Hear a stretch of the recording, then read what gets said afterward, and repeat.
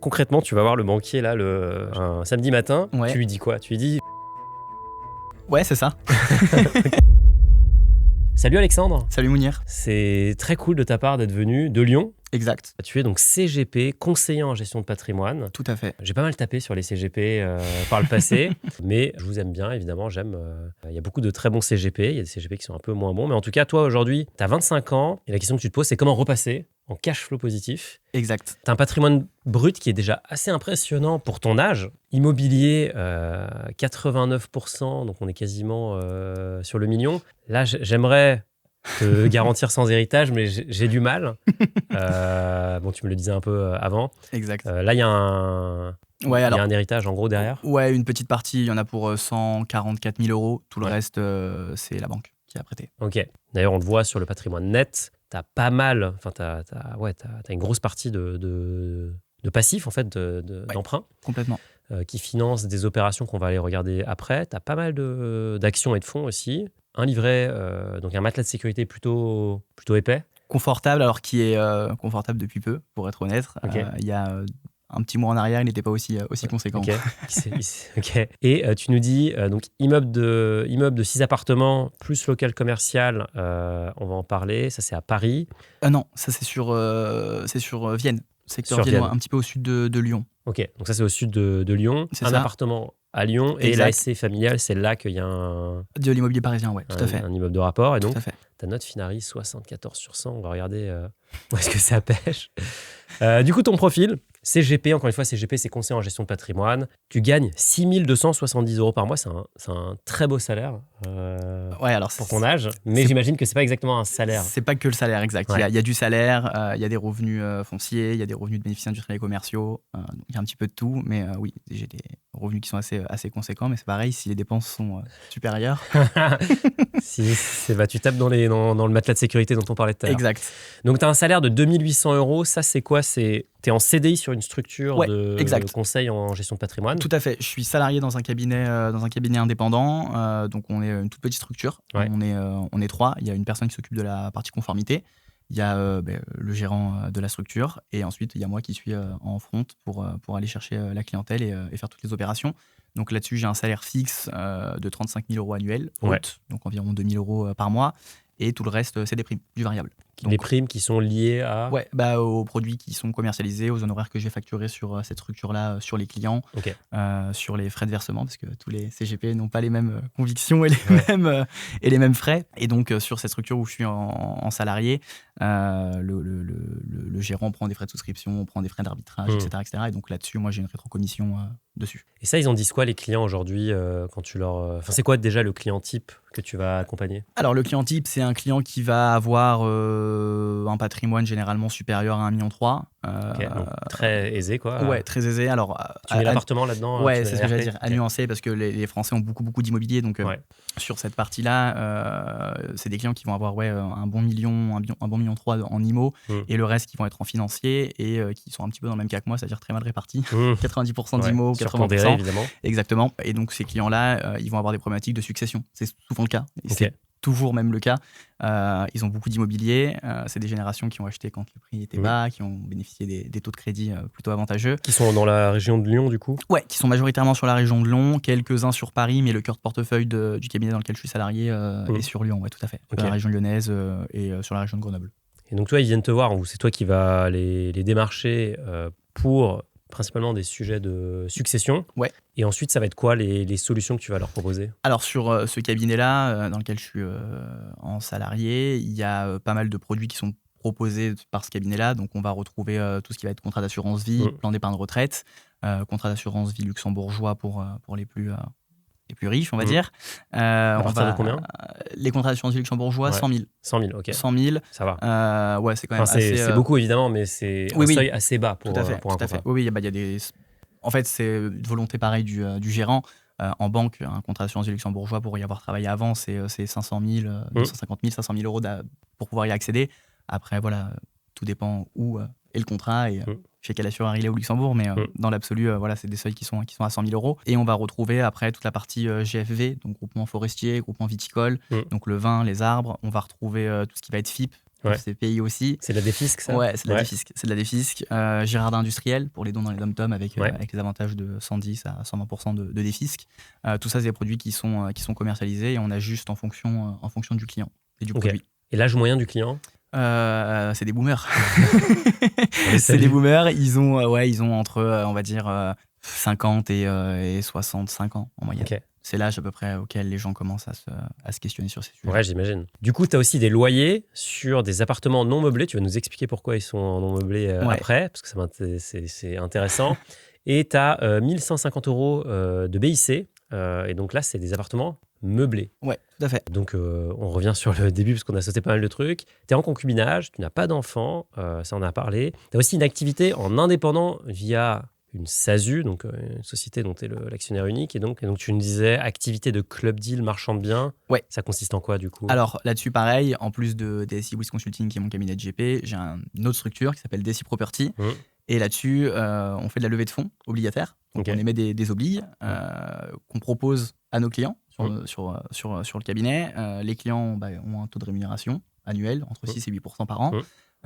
Et avec ces liquidités, nous, on achète des biens aux enchères. Donc, on va aux enchères et on fait des opérations de marchand. Donc, on achète des biens avec des décotes. C'est quoi? Il y a un site? Comment on achète des biens aux enchères? Tu peux aller sur Licitor. Comment t'écris ça? LICITOR. Et là-dessus, tu as toutes les enchères publiques. Par exemple, tu peux aller, je sais pas, va sur Paris, admettons. Ouais. Le premier. Et donc là, après, tu vas sur la droite, tu as toute la partie des dates à laquelle les audiences sont créées. Donc, par exemple, tu vas au 26 mars.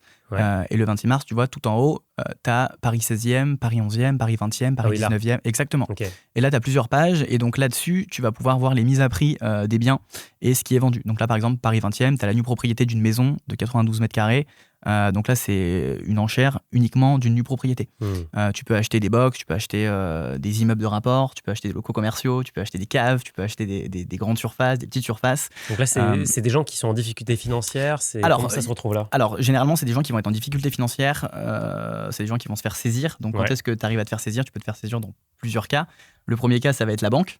C'est le cas le plus donc commun. La banque n'est pas remboursée. Exactement, donc, la banque. Il y a une hypothèque sur le bien. Ouais, alors soit une hypothèque, soit aujourd'hui les banques prennent plus trop d'hypothèques, ils prennent des cautions, des organismes de caution. Mais quand tu lis le contrat d'organisme de caution, ils te mettent une clause. Voilà, si vous payez pas, on saisit. C'est un peu pareil. Donc quand la banque n'est pas payée depuis plus de 3 mois, tu passes en recouvrement. Et si tu payes toujours pas pendant cette période de recouvrement, tu te fais saisir. Et donc là, la banque prend le bien et elle le met généralement valeur de créance. C'est-à-dire que si ton bien il vaut 500 000 € et qu'il te reste 250 à payer à la banque prend ton bien, elle le met à 250 et le prix de mise à prix, c'est 250 000 €, même s'il en vaut 500. Si le bien part à 500 000 €, tant mieux pour toi. S'il part à 250, tant pis pour toi, la banque récupère sa créance et puis malheureusement tu t'es fait saisir. Parce que ça veut dire que toi tu récupères quand même la différence entre la personne dont le bien a été saisi. Ouais, récupère le prorata s'il en reste. Le delta en fait. Mais que s'il en reste. Que s'il en reste évidemment. Voilà. Mais j'imagine qu'il y a un marché, le marché est rationnel, non? Parce que pas toujours. Pas toujours, ok. Pas toujours, c'est ça. Comment on fait des bonnes affaires là-dedans? C'est ça qui est intéressant. Très, très, très pertinent. Les bonnes affaires, ça va être aujourd'hui, il y a beaucoup de copropriétés qui saisissent. C'est-à-dire que les gens qui payent pas leur charge. Les gens ne payent pas leur charge de problème, ça. Ouais, carrément. Toi qui as fait de l'immobilier, tu sais de quoi je parle. Et surtout quand il y a des rénovations énergétiques, ça va vite. Carrément. Et donc il y a des personnes qui sont propriétaires qui ne payent pas leur charge de copropriété. Et sur ces dernières années, les copros se mettent à saisir. Avant, elles le faisaient pas. Elles essayaient toujours d'avoir des arrangements à l'amiable avec le propriétaire. Et maintenant, les copros saisissent. Et donc là, tu vois, il y a pas très longtemps, il y a une quinzaine de jours, on a acheté un appartement justement sur Lyon, plein centre. De 140 mètres carrés, on l'a topé 463 000 €. Donc c'est dans un super quartier vraiment proche de la place Bellecour. Donc on est à 3 400 € du mètre alors que ça en vaut 7. Et donc là, qu'est-ce qui explique la différence aussi énorme? Le bien a été mis aux enchères à 30 000 €. Donc la mise à prix c'était 30 000 € parce que c'était la valeur de créance plus quelques taxes foncières que le propriétaire ne payait pas. Donc ensuite, alors pour les enchères, tu as des visites qui sont publiques. Tu peux aller visiter publiquement le bien. Et une fois que tu as visité, après tu peux aller à l'audience que tu vois indiquée là. Donc, par exemple, le jeudi 26 mars, donc tu peux aller à l'audience à 14h. Au tribunal judiciaire de Paris. Exactement. Alors après, avant d'y aller, tu peux retrouver ce qu'on va appeler le cahier des conditions de vente. Sous quelles conditions tu peux acheter. Tu vas retrouver le PVD, le procès verbal de description. Exactement. Ça. Ouais, là-dessus, tu vas retrouver toutes les caractéristiques du bien, la superficie, la disposition, l'état. C'est hyper complet, Ouais, complètement.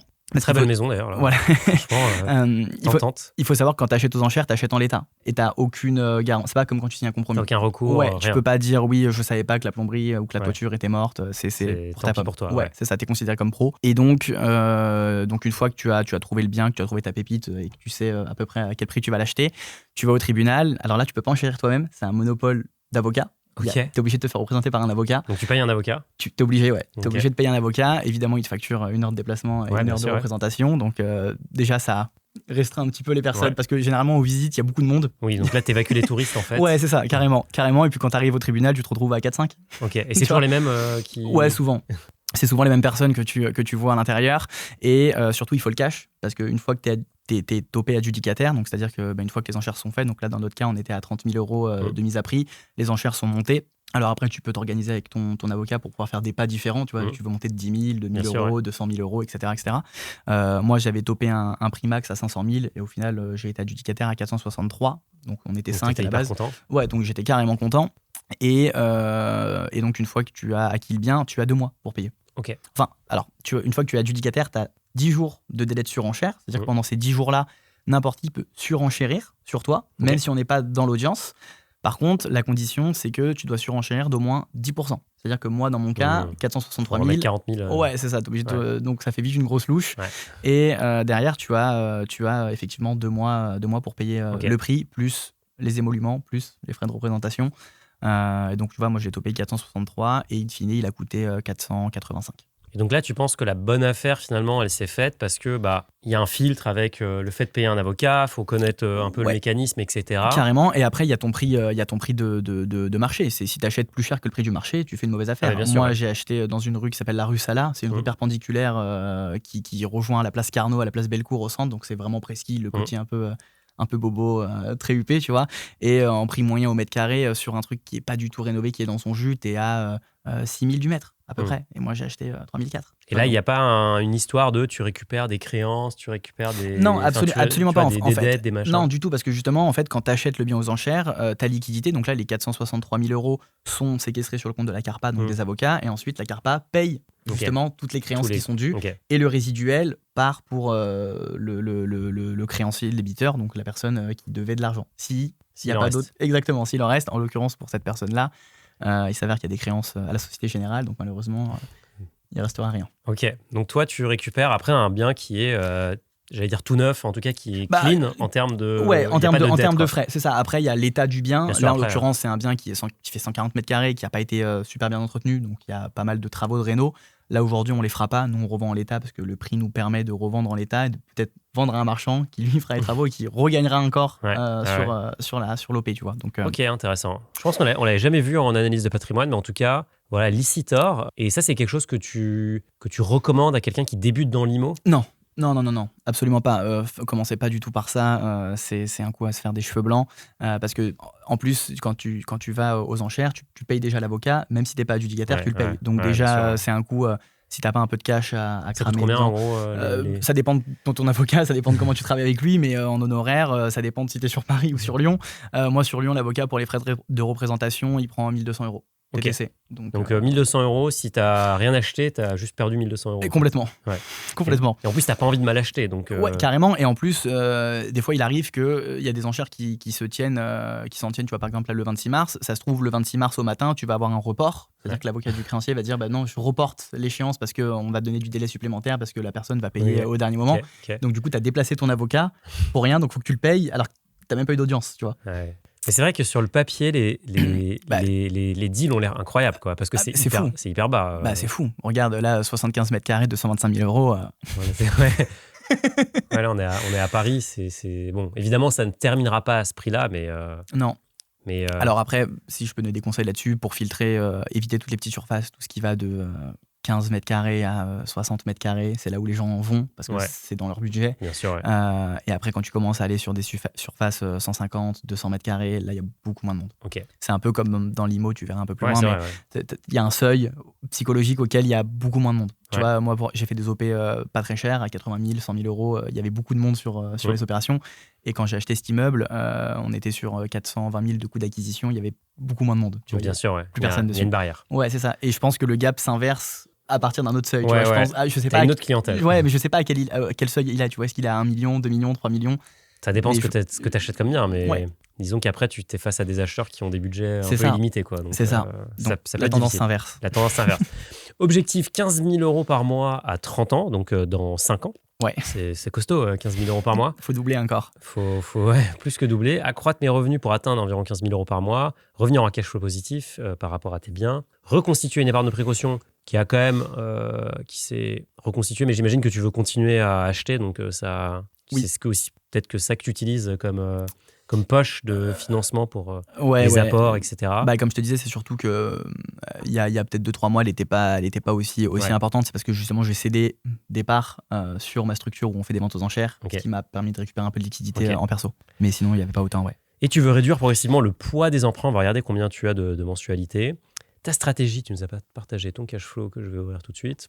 Alors, ton cash flow, on retrouve tes différents revenus. Ensuite, tu investis 150 euros par mois, un petit peu sur ton PEA, Ouais, un petit peu sur ton PER. exact. Alors, tu es hyper jeune quand même. Mais, Pour les impôts. Ouais, c'est pour les impôts. Mais tu es sur une tranche marginale assez basse, non Non, 30% quand même. Ah, t'es à 30%. Ouais, je suis Ok, quand même à ouais, donc 30%. ça peut commencer à être intéressant. Et là, évidemment, l'énorme part du gâteau pour toi, c'est l'IMO. Ouais, Donc, complètement. toi, tu vis où là-dedans? Donc, tu as un loyer, donc tu es locataire. Exact, tout à fait. Ça, c'est vraiment un profil que je commence à avoir de plus en plus. Le multipropriétaire locataire, c'est hyper intéressant. C'est quoi le rationnel d'être propriétaire plutôt que d'avoir ta résidence principale? Le coût, alors tout le monde ne le voit pas pareil. Encore une fois, ça dépend de la ville dans laquelle tu vis, ça dépend de ta Mais situation. Lyon, ville plutôt chère. Exactement, prix au mètre carré démentiel, pareil Ouais. que Paris, donc vaut mieux être locataire. Plafonnement des loyers, Ouais, ce que j'allais dire. maire de gauche, donc plafonnement des loyers. Donc il y a tout intérêt à rester locataire. Si je vivais à Saint-Etienne, je te dirais, Ouais. vaut mieux que j'achète, parce que mon crédit me coûterait moins cher que mon loyer. Ouais.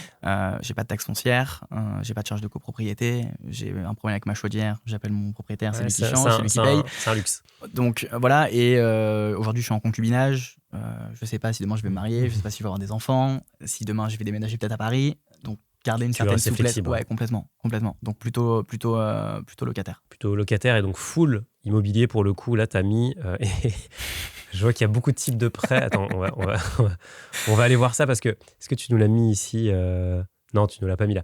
Donc, on va aller voir tout de suite dans Finari parce que c'est hyper intéressant. Donc aujourd'hui, tu payes 706 euros de mensualité, mais on voit qu'il y a un énorme pic là. C'est Ouais. quoi t'as une franchise J'ai un prêt étudiant. Ah, t'as un Enfin, j'ai prêt même étudiant. 2 prêts étudiants, et donc je rentre en amortissement là en août, Ah oui, en août d'accord. 26. Donc, donc- la fête est finie. La fête est finie. Donc là, on voit que tu as une belle collection de prêts. C'est Ouais, carrément. impressionnant. Donc, tu nous disais tout à l'heure, c'est quoi ta stratégie sur les prêts? Qu'est-ce que, avec le recul, tu as bien fait, qui a vraiment bien fonctionné? Au niveau des prêts, alors le prêt étudiant, celui de la caisse d'épargne, j'en suis plutôt satisfait. 0,79 de taux. C'est celui-là. Ouais, Ouais, 0,79, tu as emprunté. 60 000 60 et je dois 000. rembourser 61 200. C'est Et j'ai eu magnifique. 50 différés. Donc pendant 5 ans, j'ai rien payé du tout. Donc, ça, tu l'as utilisé pour faire de l'IMO. Ouais, complètement. Bah, celui-ci, Ok. en fait, il m'a servi à financer ma première opération. J'ai fait une première opération de marchand sur Vienne. Ouais. J'ai acheté un appartement 93 500 euros. Travaux notaires, il m'a coûté 122 et je l'ai revendu 167 l'année Ouais. d'après. Donc ça m'a permis de récupérer un peu de cash. Donc, celui-là, tu l'as déjà plus. Ouais, celui-ci, il a été liquidé. Petit tip, j'avais pris un taux variable en 2021. Ouais. Particularité, pas d'indemnité de remboursement anticipé sur les taux Ok. variables Ah. du Crédit Agricole. Voilà, donc Ok. petit tips. Si jamais vous savez que vous n'allez pas garder l'appartement, prenez du variable. Généralement, en plus, les banques proposent des variables qui sont fixes. C'est-à-dire, ça va être fixe pendant 3 ans, 4 Ouais, ans, donc- 5 ans et c'est revalorisé une fois par an. Ok, Donc, donc c'est du- pas comme si tu allais te prendre une Non, énorme non, c'est- raquette. C'est pas, un coup ouais, de c'est raquette, c'est quoi. pas du variable comme aux États-Unis où Ouais. tu te retrouves avec des taux qui explosent. Ok, donc hyper intéressant. Et ça, donc, concrètement, tu vas voir le banquier, là, je sais pas, un samedi matin. Ouais. Tu lui dis quoi? Tu lui dis, j'ai envie de financer mes études. Ouais, c'est ça. C'est ça, j'ai envie de financer mes études, donc tu viens avec un dossier de prêt. Alors moi, à l'époque, c'était un peu facile, j'étais en BTS profession immobilière, Ouais. donc j'avais déjà ma carte étudiante, ce qui justifiait un petit peu de ce que j'allais faire après. Donc je suis arrivé avec un dossier banquier rodé. Ok. Je vais faire des études, je vais faire un double master en gestion de patrimoine, finance internationale à Los Angeles, les frais d'études 7 ans, les frais de scolarité 7 ans, Et t'as le cherché le logement 7 maximum. ans. J'ai pris le max, ouais, 60 000. Ok, donc t'es arrivé, t'avais calibré ton dossier pour pouvoir aller chercher Le montant max, ouais. le montant exact. max. Tout à fait. Et t'avais une relation avec la caisse d'épargne déjà? Inconnu. Ok. Inconnu au bataillon. J'ai pris un rendez-vous sur une caisse qui est dans le 2e arrondissement de Lyon, je crois. Ok. J'ai posé mon dossier et puis alors il faut un garant. faut avoir un cautionnaire qui soit solvable. Bien sûr, ouais. Moi, j'avais la chance d'avoir mon cousin qui gagne plutôt bien sa vie, qui s'est porté caution dessus, Ok. sans aucune Sympa, on le pression. remercie, on Ouais, le salue. carrément, merci. Et donc, du coup, les 60 000 se sont faits. Alors après, tu as le choix, soit ils font un déblocage par palier, c'est-à-dire qu'ils Ouais. débloquent une fois par an. Maintenant, ça se fait beaucoup parce que les banques commencent un peu à être Eux, rodées. ils ont compris, ouais. Ouais, ils ont compris l'astuce. Moi, j'ai eu la chance d'avoir un déblocage one shot. Donc, Ok. je me suis retrouvé avec 60 000 euros sur le compte courant d'un coup. Ok. Donc, envie de faire des petites folies quand même. Mais tu t'es. Mais on t'as est réussi, rationnel. Ouais, c'est ça, on est rationnel et on fait les bons choix. Mais oui, ça peut vite faire tourner la tête. Hein.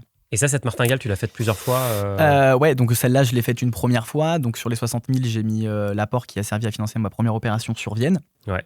Donc, j'ai dû décaisser 26 000 et quelques dessus. Vienne, c'est pas en Autriche, hein, je précise. Non, c'est Vienne dans le 38, en Isère. Voilà. Est-ce que c'est ça? Ouais, c'est à Oui, peu c'est près ça. ça. Ouais, C'est à c'est peu près ça. ça. Tu vois, c'est un tout petit peu au sud de Lyon. Ouais. Ok. Après Vénissieux, bon, un peu plus loin quand même. Ouais, non, il y a 26 Ouais. km. Ouais. Ok, donc. C'est une ville à 25 km, c'est une ville qui est très dynamique. T'as deux gares TGV. Ouais. T'as la 46, la 7 et la nationale qui traversent pour t'amener à Lyon. Et un petit peu pareil qu'en banlieue parisienne, tu prends le train, t'es à un quart d'heure du centre-ville de Lyon. Donc il y a beaucoup de gens qui travaillent à Lyon mais qui Ouais, vivent à Vienne. oui, pour, parce qu'ils peuvent pas se peuvent loger. pas se Et le loger. problème, c'est que pareil qu'à Paris, la première couronne lyonnaise est très chère. Ouais. Et donc c'est vite compliqué de se loger. Ok, donc toi, t'as acheté un bien que t'as revendu assez rapidement. Ouais, c'est ça, au bout d'un an. Et avec ce cash-là, j'ai acheté du coup un autre appartement sur Lyon, Ouais. qui initialement devait être une OPA d'achat-revente. Ouais. Et puis je me suis mangé la hausse des taux, le marché immobilier qui a dévissé. Surtout, Lyon a pris une bonne, Ouais, une bonne décote. Très belle claque. Exact. Et donc du coup, il a fini en location. Parce que là, concrètement, si tu le vendais, tu perdais de l'argent. J'en perdais pas, mais je suis quasiment flat parce que forcément, résidence secondaire égale un peu sur la plus-value. Là Ouais. où la première fois, il avait été déclaré en résidence principale, j'ai été exonéré. Là, je le serais pas malheureusement. Et donc tu vois, sur 5 ans, moins 13%, ça pique. Donc ça, c'était... Toi, t'as acheté en 2000.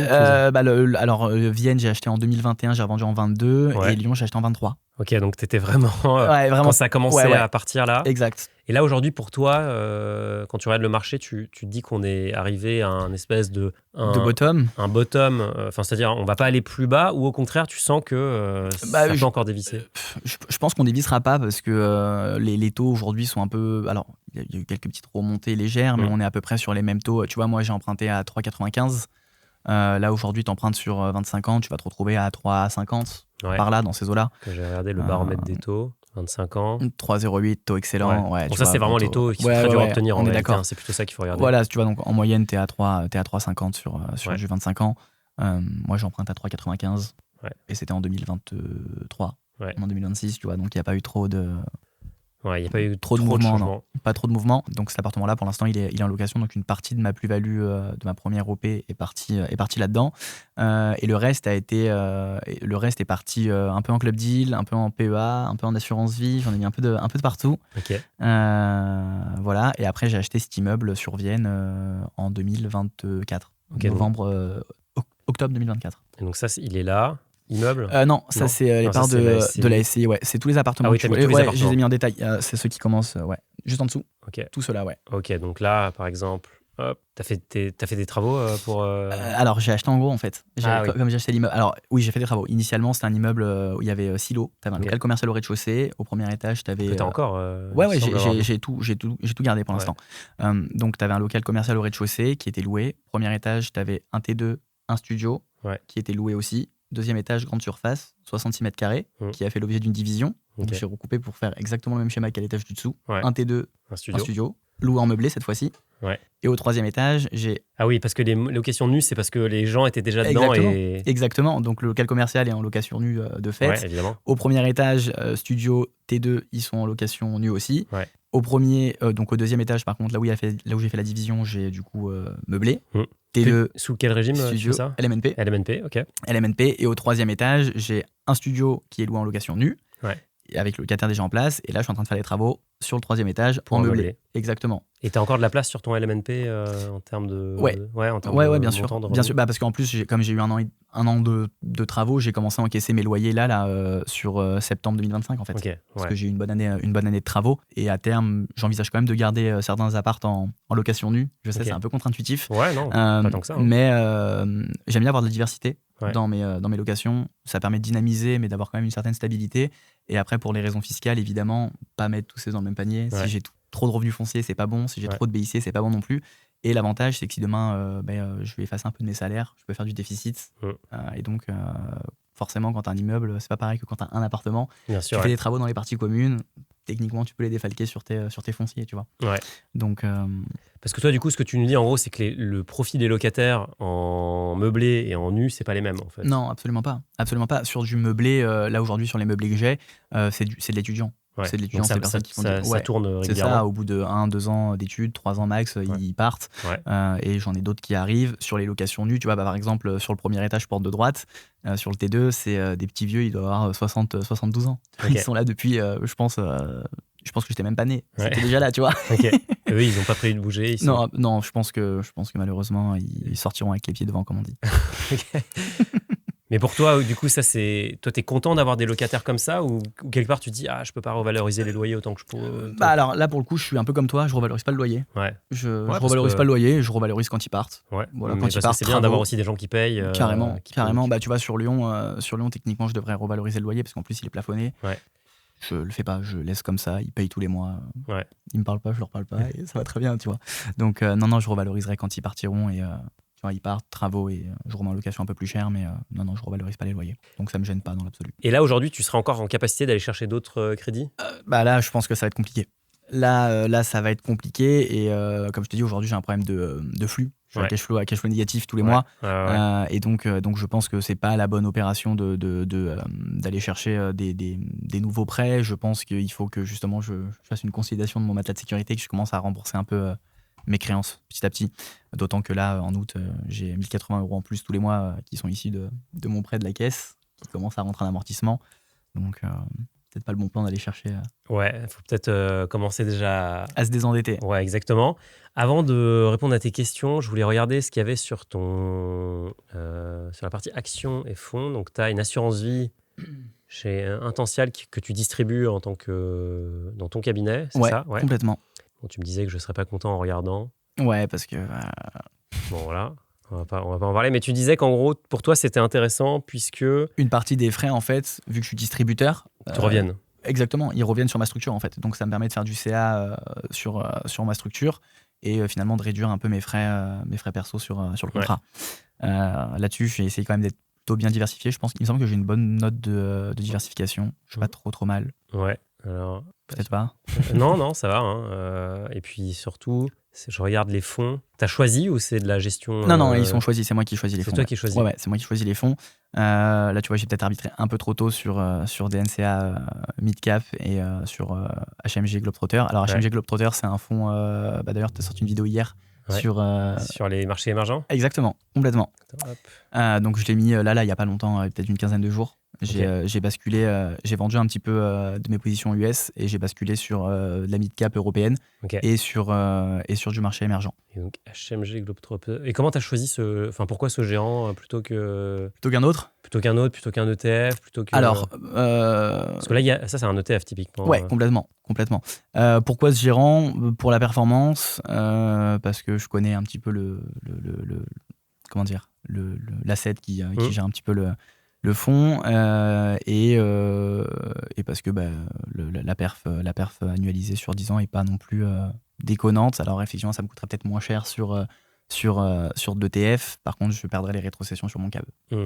Donc l'architecture est un peu particulière, mais c'est très particulier en tout cas. Complètement. C'est quasiment pas. Enfin, faut être CGP et pour avoir un cas similaire au tien. On est bien d'accord. Et après, je fais du stock picking sur ton PEA. Ouais, complètement. Où tu es en train de reconstituer le CAC 40 en gros. C'est à peu près ça, non? C'est à peu près ça. Et non, t'en as un peu moins quand même. Non, j'en ai un peu moins. J'en ai 11. J'en ai 11. 11 valeurs. J'ai 11 valeurs qui sont normalement, a priori, complètement dans des secteurs d'activité différents, qui produisent et qui vendent à l'international et qui ont surtout rien à voir avec l'État. Ouais.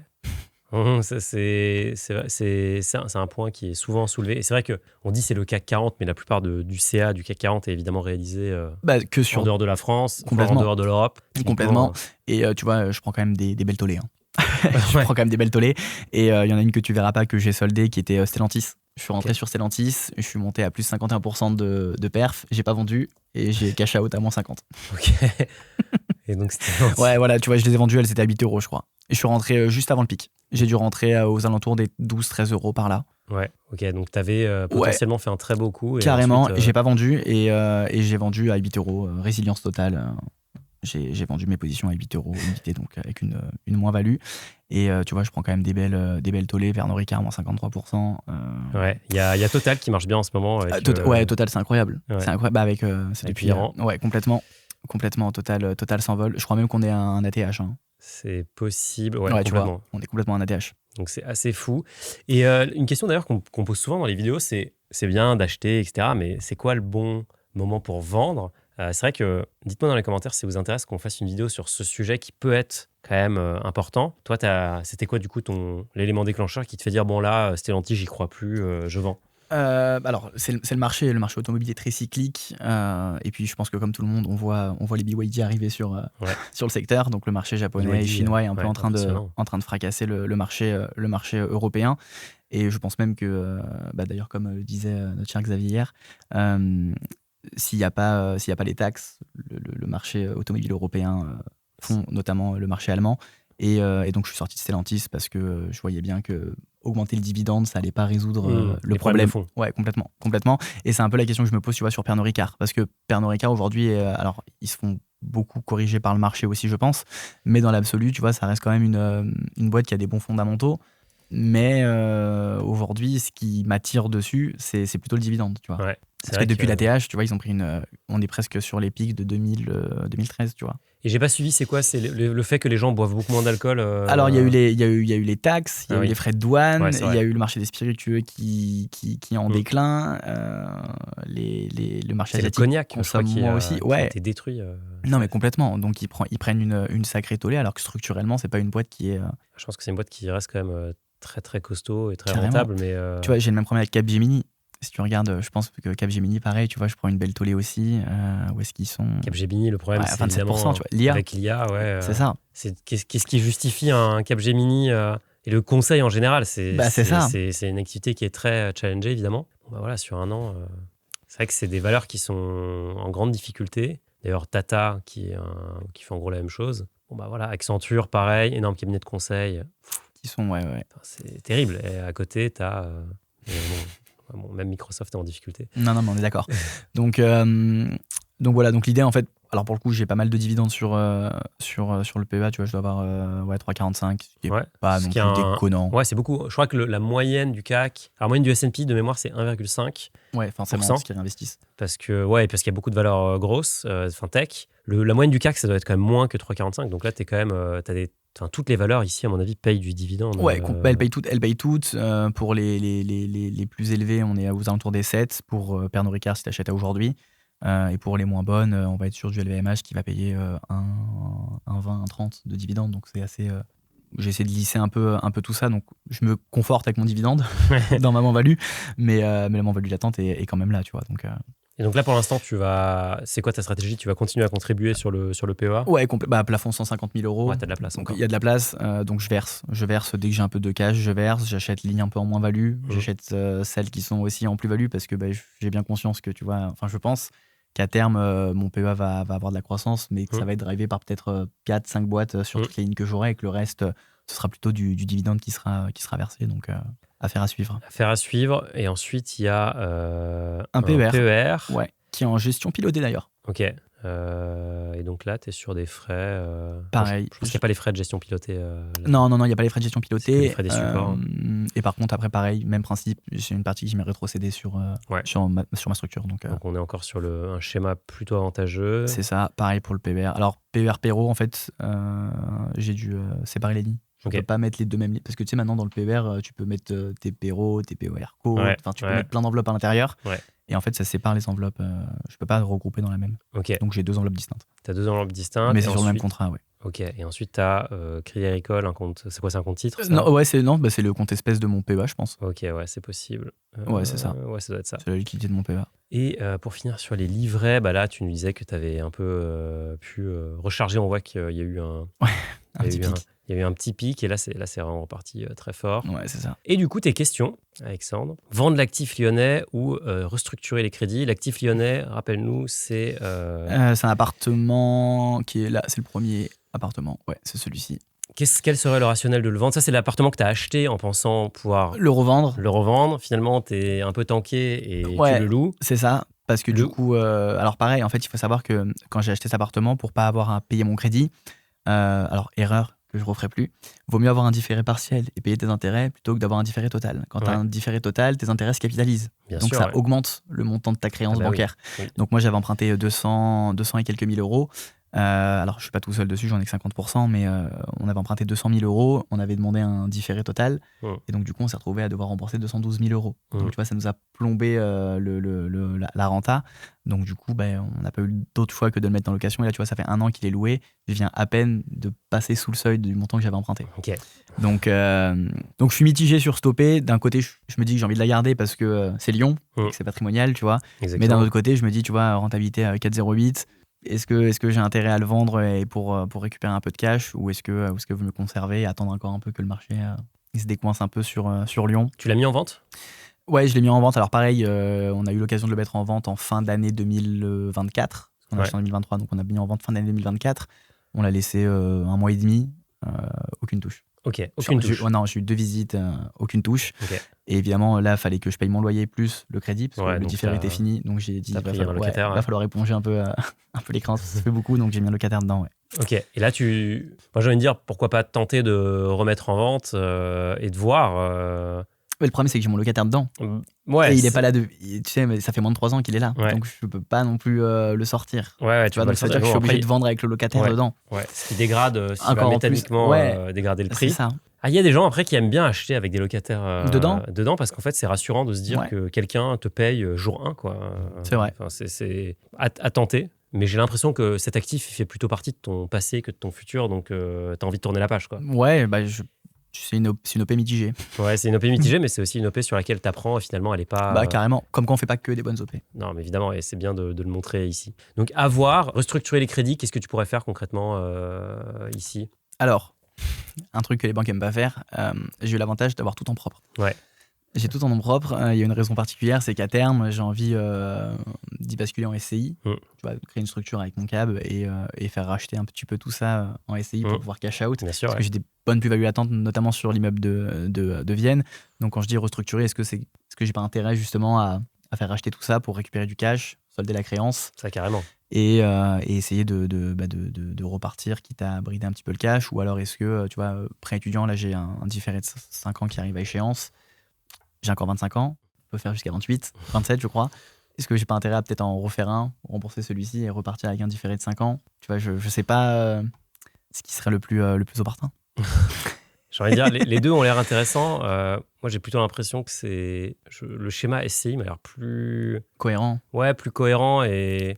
Mais plus difficile à financer. Ouais, tout à fait. Mais après, est-ce que tu n'es pas aussi dans un métier où tu envoies peut-être de temps en temps du business à des banques ou alors tu traites avec des banques régulièrement? Si, carrément, mais donc, peut-être que c'est un moment de construire aussi la relation parce que c'est vrai que vous demandez souvent comment on fait pour s'endetter autant, etc. Et c'est vrai qu'il y a des fois, juste connaître la personne, avoir démontré qu'on rembourse depuis 5 ans sans aucun problème. Bah oui, il y a des comités en interne, etc. Mais en fait, si vous connaissez le directeur d'agence et que son montant à lui, il est... que votre crédit il est en dessous du montant à partir duquel il doit mettre le dossier chez son chef. Ouais, carrément. Ça peut passer, quoi. Carrément. Et d'ailleurs, pour parler de ce sujet-là, moi, après avoir fait tout ça, parce qu'avant d'arriver en CDI dans un cabinet, j'ai fait de la banque. Ouais. Donc, j'ai travaillé à la Caisse d'épargne, du coup. Ok, donc ça a été à l'intérieur. Ouais, et j'ai travaillé au Crédit Mutuel. Donc, deux structures complètement différentes. Crédit Mutuel, groupe CIC. Crédit Mutuel CIC, c'est une petite structure. Caisse d'épargne, c'est beaucoup plus gros. C'est le groupe BPCE. Groupe BPCE, il n'y a quasiment aucune délégation. C'est-à-dire que le conseiller que tu vas voir en face, en dessous de 100 000 euros, c'est lui qui signe. Au-dessus de 100 000 euros, ça passe sur son directeur d'agence. Tu vois. Donc, c'est vite très limité pour acheter de l'immobilier. Alors, à part si tu es dans une ville où tu peux acheter pas mal de choses avec 100 000 euros, mais si tu es dans une ville taille moyenne, c'est peu probable. Lyon, c'est pas la peine. Même Vienne, tu vois, c'est pas première couronne parisienne, c'est pas la peine. Crédit Mutuel, CIC, là, c'est beaucoup plus intéressant parce que moi, quand j'étais conseiller là-bas, ma délégation, c'était 400 000 euros. Donc, jusqu'à 400K, déjà, c'est moi qui signe, tu vois. Donc, le dossier, il arrive chez moi, c'est moi qui appuie sur les boutons. C'était quoi tes critères, du coup? Il y avait... Qu'est-ce que tu regardais c'est quoi, en gros, ce qu'il fallait cocher pour que tu signes? Alors, ça, pour le coup, c'est vraiment l'appréciation du conseiller. C'est ça qui est bien. C'est vraiment de la liberté, en ouais, fait. complètement. Tu vois, j'ai financé des OP avec des taux d'endettement qui étaient à 45% sans problème parce que l'OP me plaisait, tu vois. C'est donc vraiment un projet que tu achètes, en fait. Ouais, c'est ça, carrément.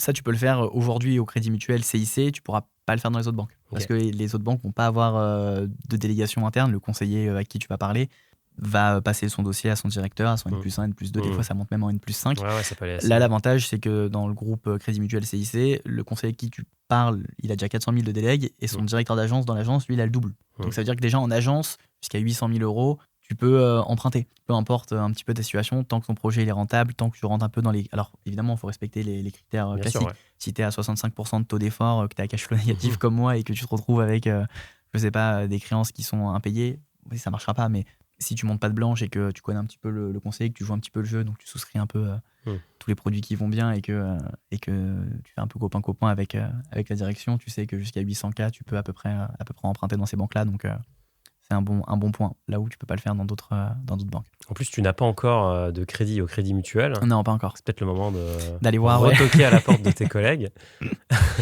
Quelle dette traiter en priorité pour repasser durablement en cash flow positif? Alexandre, pour répondre à cette question, on a créé un petit outil. Je ne sais pas si toi, tu vibe code. Absolument pas. Non, je t'encourage à le faire, je vous encourage à le faire. Là, on a utilisé Lovable. On a créé un simulateur et donc l'idée, c'est de voir les différents scénarios parce qu'en fait, tu as plein de dettes différentes, mais tu as aussi des investissements que tu fais tous les mois parce que tu as un DCA. Tout à fait. Et donc, j'ai envie de dire, malheureusement pour ton PEA, la réalité, c'est qu'aujourd'hui, le scénario le plus impactant, ça serait d'arrêter de faire du DCA et de commencer à rembourser tes crédits. Et donc, on voit que ça libérerait...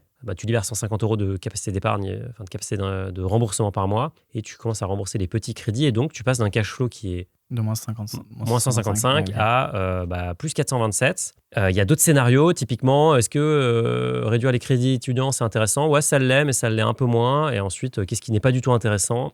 Typiquement, on en parlait tout à l'heure, vendre Lyon.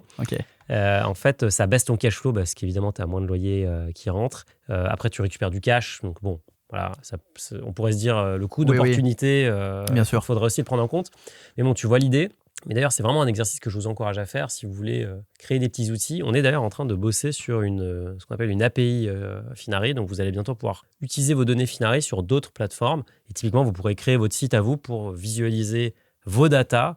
Et donc ça, tu aurais très bien pu le créer en fait en utilisant notre API. Donc, à suivre. Mais en tout cas, ici, a priori, le plus simple, c'est d'arrêter le DCA et de commencer à rembourser les petits crédits. Donc ça va être les petits prêts conso qui traînent. Voilà, exactement, parce qu'évidemment, les taux sont costauds. Ils sont où tes prêts conso? C'est ceux-là? Alors, il y en a peut-être qui ne remontent pas. Là, tu vois, j'en ai un bas, tout en bas, prêt amortissable standard. Bon, celui-là, c'est 62 euros par mois. Celui-là, il est à combien le taux? 0. Il est à 0? Oui, il est 0%. Okay. Il y en a peut-être un que j'ai mis dans mon cash flow qui doit peut-être pas remonter ici. Ouais. C'est possible. Il est où? Crédit conso? Non, crédit conso. Tu vois, c'est 4-5. Voilà, donc c'est celui. Donc typiquement, ça, faudrait commencer à s'en débarrasser, évidemment, parce que ça. Il est cher. Ouais, il est cher. Il est cher, mais en tout cas, la logique, ce serait ça. Ce serait de dire arrêter le DCA provisoirement, évidemment, et puis commencer à rembourser les dettes. Et d'ailleurs, ça s'appelle. En gros, ce qu'il faut retenir, c'est que si vous avez des crédits, plus vous remboursez les crédits chers en premier, plus l'effet va être important, donc il faut commencer par ça. Après, par contre, si vous avez des crédits très peu chers, j'ai souvent des proches qui viennent me voir et qui me disent j'ai ce crédit très peu cher, mais ça me stresse d'avoir une dette. Je ne sais pas si tu as des gens aussi dans ton entourage que ça inquiète de se dire qu'on doit de l'argent à la banque. C'est le cas de beaucoup de Français. Et d'ailleurs, tu vois, c'est même contre-intuitif, mais par exemple, un client qui va avoir, je sais pas, 10 000 euros sur un compte, même sur un livret, tu vois, un truc basique, et qui a besoin d'acheter une voiture à 10 000 euros, vaut mieux qu'il fasse un emprunt de 10 000 euros et qu'il paye son prêt tous les mois sur son emprunt de 10 000 euros et qui garde tes 10 000 euros cash plutôt qu'il paye cash.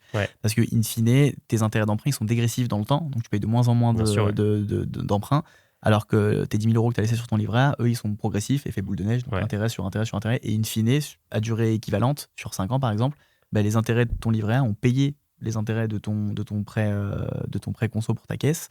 L'avantage, c'est que du coup, tu as gardé ton matelas de sécurité.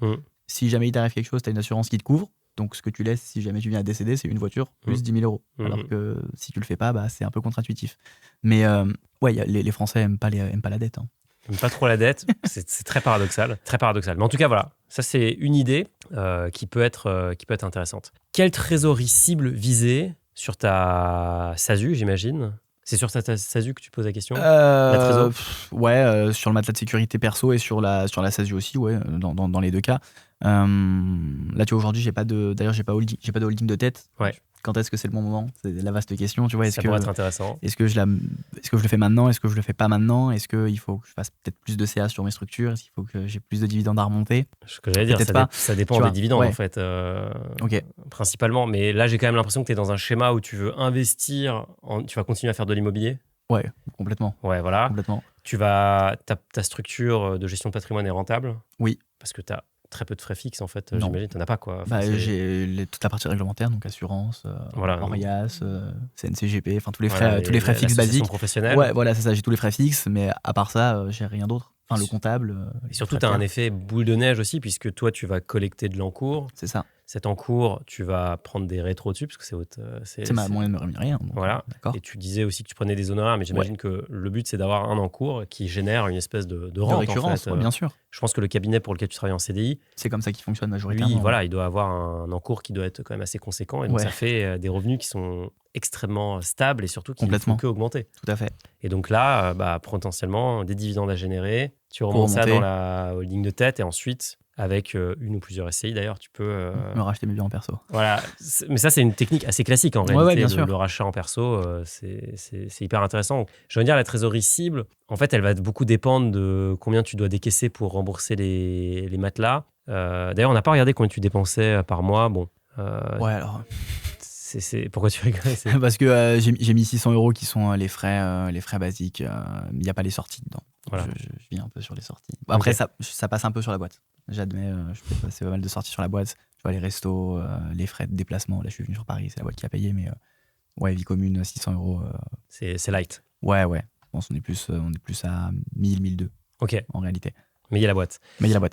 Pour finir sur le sujet dette, beaucoup d'acronymes dans ce sujet. Le remboursement anticipé, alors il y a tout des textes de loi, mais j'imagine que tu devais les connaître par cœur quand tu étais à la banque, puisque évidemment les gens venaient régulièrement te voir. Donc c'est capé, ça dépend en fait de l'état de votre crédit. Mais comme tu l'as dit, en fait, il y a des bonnes combines à utiliser, notamment de faire une franchise partielle. C'est ça. Plutôt que de faire une franchise totale. Il y a les frais de dossier que tu payes à chaque fois, qui sont, c'est pas énorme en réalité, mais bon, c'est du 1 000 €. Ouais, c'est ça. C'est 1 000 € que tu perds. Et les frais de caution aussi. Parce que évidemment. Plus ton prêt est important, plus la caution est chère. Et puis, tu as la main levée aussi à payer, exactement, sur une hypothèque. Donc, c'est des petits frais mis bout à bout. Effectivement, il faudra aller regarder dans le détail. Typiquement, je pense que c'est un exercice où ce serait intéressant de donner tous tes contrats de prêt à ChatGPT et de lui dire c'est quoi est-ce que j'ai un meilleur intérêt à... C'est quoi dans quel ordre il faut faire les trucs. Tu lui donnes aussi le lien de, tu vois, ça c'est un lien de service public. Service public, bien sûr. Tu lui dis voilà, attention, pense bien à ça, pose-moi des questions. Pensez bien à lui dire de vous poser des questions pour préciser votre pensée. Et je suis assez sûr qu'il te dira attention, si tu fais ça en premier, ça en deuxième, ça en troisième.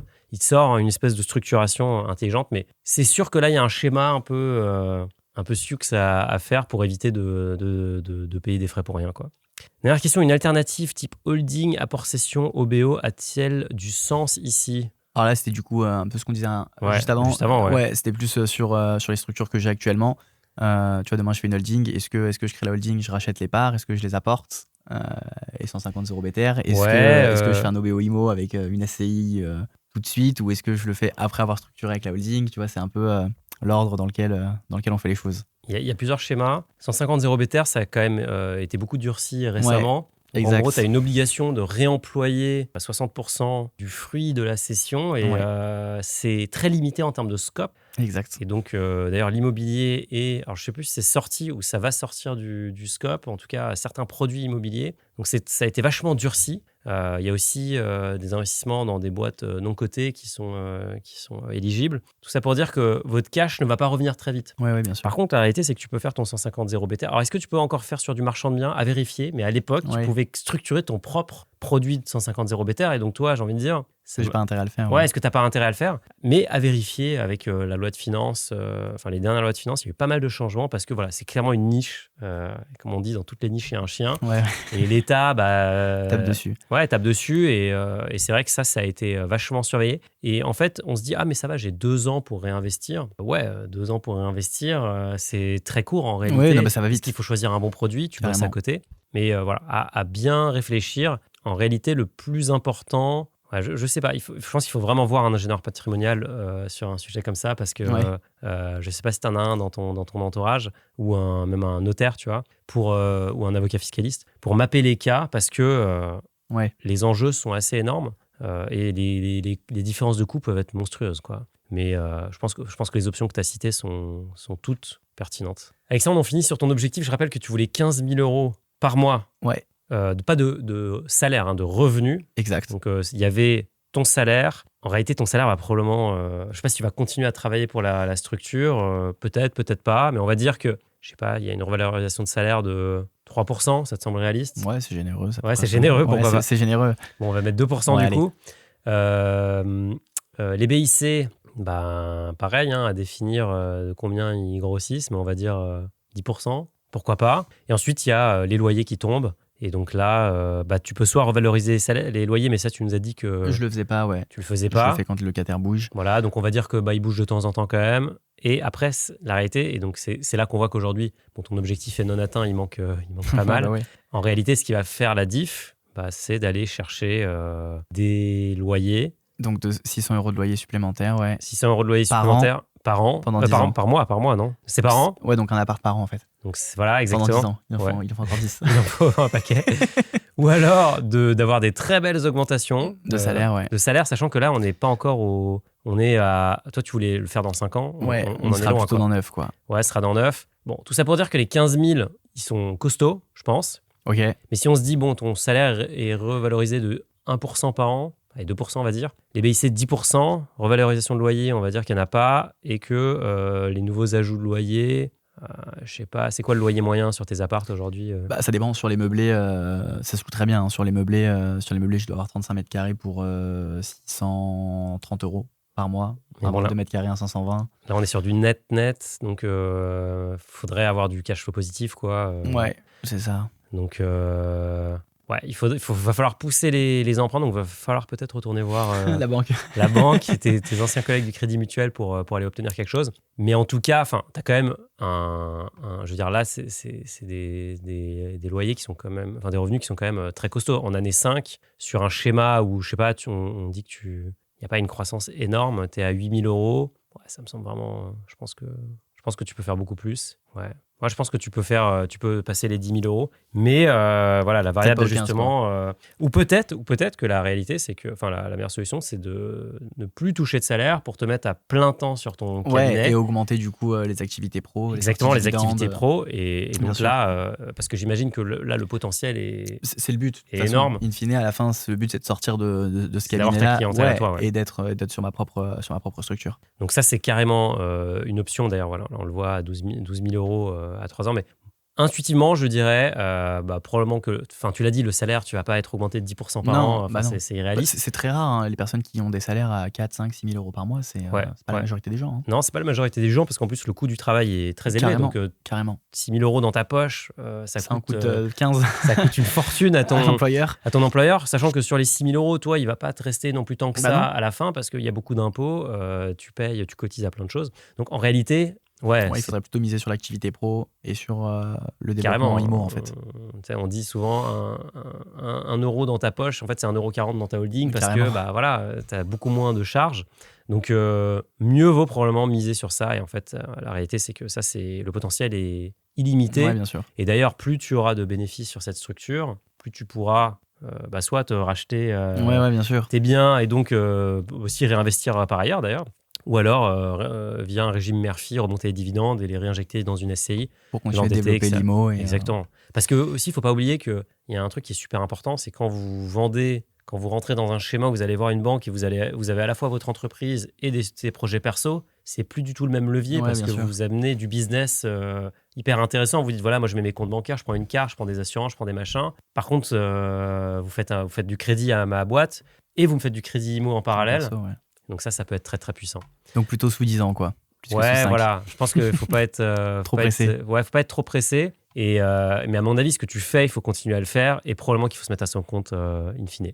On finit sur ta note Finari. Pourquoi un 74 ? Gagner plus que tu ne dépenses, aujourd'hui, c'est pas le cas. C'est pas le cas parce que voilà, il y a un jeu un peu comptable avec Ouais, la société, etc. Mais dans les faits, aujourd'hui, tu vis un peu au-dessus de tes moyens, mais bon, tu peux te le permettre en soi. Tu fais du stock picking à fond. Tu n'as pas de compte titre aujourd'hui, mais bon, en même temps, tu n'as pas non plus une capacité d'investissement qui est énorme parce que tu es très lié à l'IMO. Tu fais pas de crypto. Ouais, non. Enfin, j'ai Bitstack. C'est les ordi, ouais, je vois très bien. Les ordi de compte, mais non, je fais pas de crypto. Je fais plus. Tu fais plus. Du coup, ça rentre pas dans la note. Patrimoine suffisamment liquide. Évidemment, là, on peut pas mettre de points parce que ça, c'est voilà. Mais le plus gros manque, finalement, c'est le truc de base. C'est gagner plus que ce que je dépense. Ouais. C'est littéralement la première chose qu'on vérifie. Finalement, si je cochais cette case, 94 sur 100, c'est pas si mal. Ouais, ça serait pas mal. Exactement, ça serait même excellent. Et surtout, vu ton parcours, tu as quand même fait des très belles opérations. Donc, merci d'avoir partagé tout ça, Alexandre. Moi, ce que je te propose, c'est qu'on se revoit peut-être dans un an, parce que dans un an, tu auras restructurer des choses. Ouais. Tu auras probablement restructuré des choses. Peut-être que tu auras monté ta holding. Peut-être que tu auras racheté tes biens IMO avec une SCI. Enfin, il y aura plein de sujets à traiter. En tout cas, merci d'avoir partagé tout ça. Et puis, si vous voulez prendre la place d'Alexandre et ouvrir le kimono, comme dirait l'un de mes amis, donc montrer un peu ce que vous avez en termes de patrimoine et aussi partager les anecdotes. Je pense que là, il y a eu pas mal de petites anecdotes ou de petites astuces qui peuvent être intéressantes. Vous n'hésitez pas, le lien est dans la description. Et je vous donne rendez-vous dans une semaine pour une nouvelle analyse de patrimoine. À très vite. Ciao.